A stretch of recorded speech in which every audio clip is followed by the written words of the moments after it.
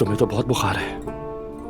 अम्मी ने जुल्कर के साथ थर्मामीटर भेजा है, वो इसी दराज में, क्या ला सकते हो उसे?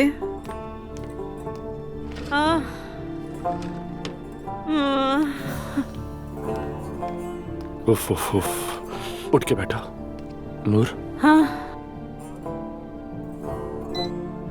ओहो, उठो नूर उठो। चलो कहाँ? चलो, हमें डॉक्टर के पास चलना होगा। तुम्हें बहुत ज्यादा बुखार है। चलो उठो। मैं नहीं जा सकती, मुझसे नहीं चला जा रहा। नहीं, ये सिचुएशन ऐसी नहीं है जो दवा से खत्म हो जाए नूर। चलो तैयार हो जाओ, उठो उठो उठो उठो उठो। चलो शाबाश, हिम्मत करो, चलो शाबाश। थोड़ा सा पानी पी लो।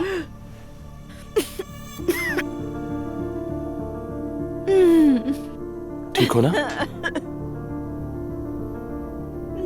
चलो आओ हॉस्पिटल चलते हैं, चलो।